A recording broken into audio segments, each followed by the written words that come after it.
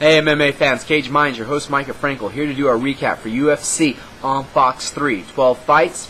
So we'll get right to how our predictions did, recap everything for you. Start off with Mike Micenzio versus Carlos Vamola.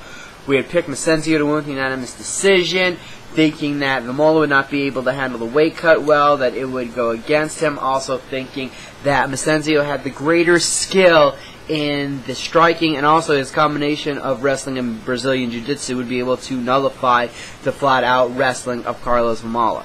Well, in the first round, it looked good for Micenzio. He was more active, more accurate. Same thing in the second round until Vamola is winging big rights, getting in, shoots for a takedown, is faster now at 185 pounds, is able to get the takedown, swing around to Micenzio's back, hit Micenzio so hard he knocks the Brazilian Jiu-Jitsu right out of Micenzio, and with a gable grip, rear naked choke, no hooks in, bad technique, a pure power move, Carlos Vamola, with a comeback in the second round, gets a rear naked choke stoppage. Next fight we're talking about, Roland D'Amore versus Nick Denis. We had predicted Denis to win in the second round with TKO. He's proficient with the stand-up. He's the harder hitter. D'Amore, I really didn't think had the power to hurt Denis, but it would be trouble for Denis if the fight went to the ground. Well, we start off in that first round, and that striking advantage we thought that Denis would have in the power is there. He's being more successful, hitting with the harder shots. Every time the fight would go to the ground, Denis would be on top and would pull right out of the guard of D'Amore and keep it standing, wanting to keep it striking. And then all of a sudden, out of nowhere, a flip of a switch, D'Amore finds his range, lands 2 to 3 consecutive different lefts. The last left jab hurts Denis, causing Denis to clinch. D'Amore gets a trip. Denis takes a couple shots, turns his back, and gives up the rear naked choke. 4:59, 1 second left in the first round. Roland D'Amore is now definitely Canada's #1 bantamweight and wins this fight with a first round rear naked choke.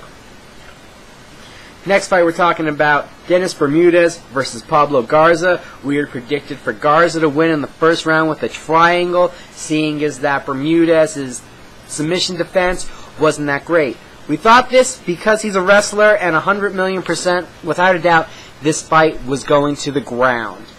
Well, didn't work out the way we called it, but did go the way we would have hoped it for. In a real wrestler performance, Dennis Bermudez continuously took Pablo Garza down, did a lot of ground and pound, wore out his opponent, embraced that grind. Dennis Bermudez gets his first win in the UFC. Next matchup we're talking about, Danny Castillo versus John Charlas. We had picked Castillo because I thought overall just he's a little more well-rounded.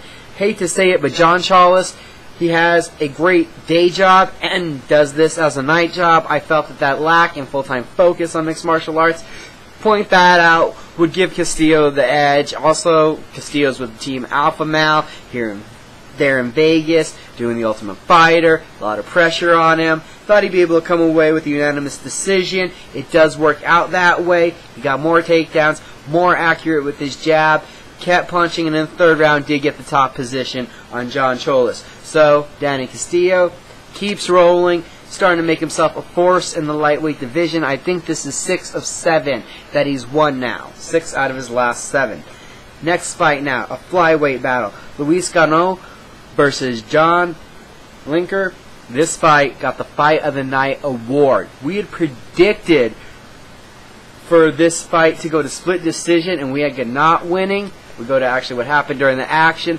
Both men threw the kitchen sink at each other. A crazy, wild out slugfest. I mean, it made my heart so happy to see two guys stand in the pocket and throw and trade at each other. It was amazing. The crowd was going nuts.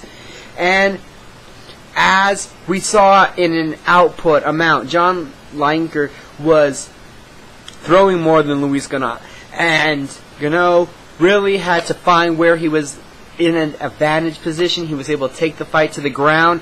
In the second round, He's able to go for a guillotine, gets an arm in guillotine, even shook his head when he had it, got the submission, and these two gentlemen, for such a great action-packed fight, got that fight of the night bonus. Love that fight. It was amazing. Hope everyone had a chance to see it.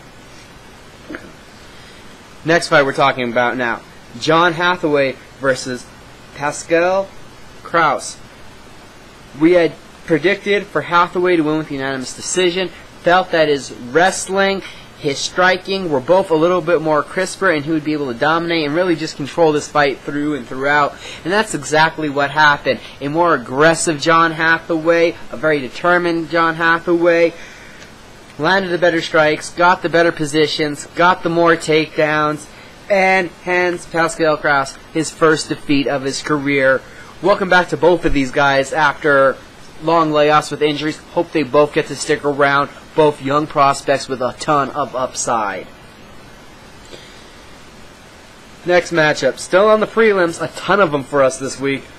John Dodson, Tim Elliott. We had predicted a first-round TKO for Dodson. I figured that his speed advantage would really come into play and that he'd be able to land one and put away Elliott. We go to the action. This fight started out like a capoeira battle, something out of a ninja movie, bunch of flying moves, both guys going crazy. At some point in the first round, it's reported that John Dodson broke his left hand.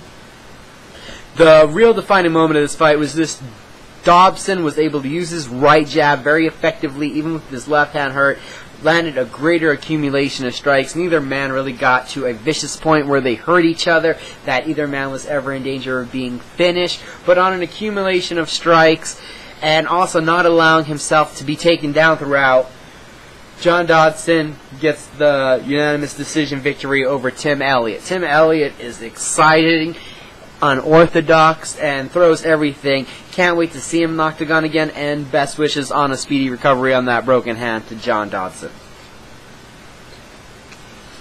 Last on our prelims now, couple Ultimate Fighter alums. On short notice, Michael Johnson is taking on Tony Ferguson. Johnson's the third different opponent that Ferguson had been matched with for this event. He had already thought he was going to be fighting Dennis Hallman, Thiago Tavares. With all that, we thought on the short notice, with his striking prowess I thought was better, and his takedown defense is top-notch, I thought that Ferguson would win this fight with a unanimous decision. What I didn't expect to see is what actually happened. The movement, the switching from kicks to punching strikes, changing up his game, keeping Ferguson off balance, moving in and out, and again, with an accumulation of strikes, winning a unanimous decision.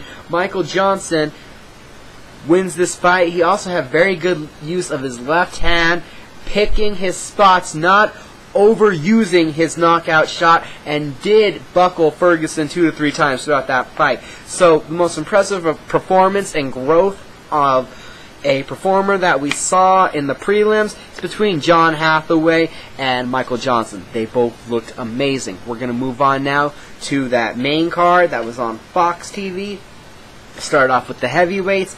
Pat Barry, LeVar Johnson. We had picked Pat Barry to win with a TKO in the first round. Figured someone's getting knocked out either way. Go to the action. Barry starts off with kicks. Johnson clinches, pushes towards the fence. To our surprise, Barry pushes through, tries to get a takedown. Johnson sprawls, goes for a guillotine.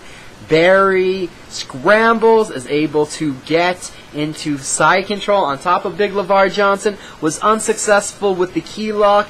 Johnson in a scramble, stands back up, starts coming forward, lands a kick that must have hurt Barry in the ribs, took him out his air.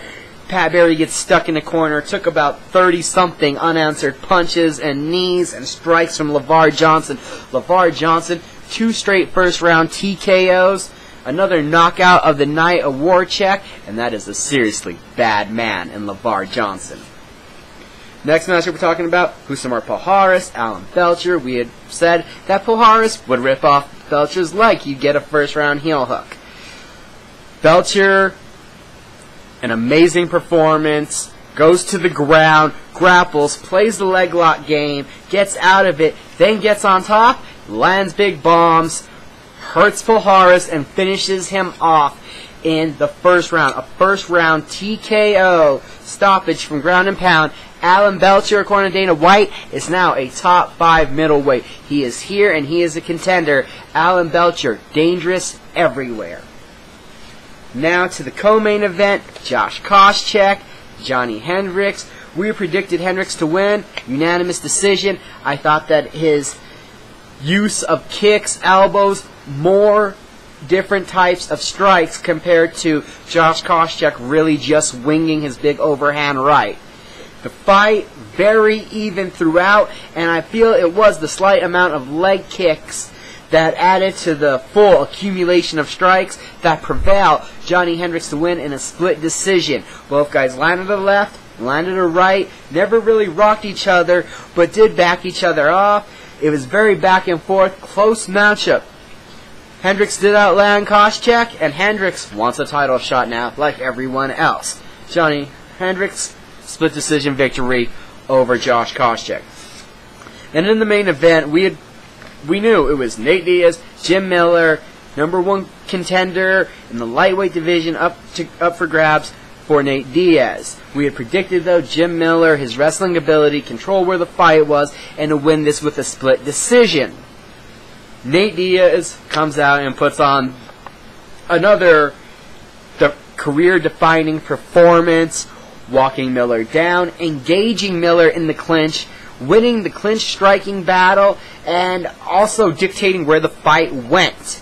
That was the first round. In the second round, ultra confident. Diaz is even slapping himself in the face, stalking forward, hands down, just trying to antagonize Miller. And Miller finally comes in with the flying knee. Diaz starts hitting from the clinch to where Miller's head drops down. Diaz sinks in a guillotine, readjusts, and gets it. Nate Diaz, the first person to stop Jim Miller in his mixed martial arts career. Nate Diaz gets the Submission of the Night Check award, and also is now the #1 contender in the lightweight division, and is going to take 9 to 10 months off to wait for the rematch between Benson Henderson and Frankie Edgar, is what we're hearing. So for Caged Minds, we're only 5-7. I did horrible on this. Please don't listen to my predictions and make bets off of them. I would feel bad if people lost money off of this. This has been Caged Minds. Hit us up on Twitter, Facebook, Uncage the War Within Yourself. Have a good night, and thanks for watching.